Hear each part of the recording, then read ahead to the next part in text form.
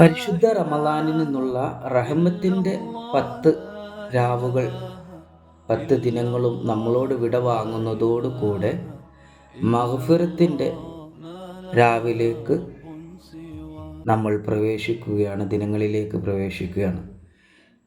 റമളാനിലെ 11-ാം തറാവീൻ്റെ പ്രതിഫലം പ്രസവിക്കപ്പെട്ട ദിവസം പോലെ പാപമുക്തനായി ദുനിയാവിൽ നിന്ന് പുറപ്പെടും അഥവാ മരണപ്പെടും.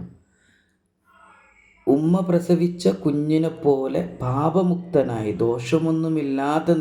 പാപമൊന്നുമില്ലാത്ത നിലക്ക് പരിശുദ്ധമായ മരണം, ഈമാനുള്ള മരണം സംഭവിക്കാൻ കാരണമാകുന്നതാണ് 11-ാം രാവിലെ തറാവി സുന്നത്തിൻ്റെ പ്രതിഫലം കൊണ്ട് നമുക്ക് ലഭിക്കുന്നത്.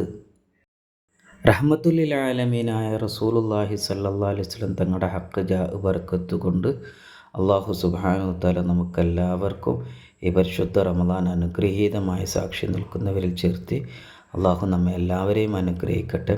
നമ്മുടെ എല്ലാവരുടെയും ദോഷങ്ങളെ അല്ലാഹു പൊരുത്തപ്പെട്ട് മാഫാക്കി തന്ന് അനുഗ്രഹിക്കുമാറാകട്ടെ.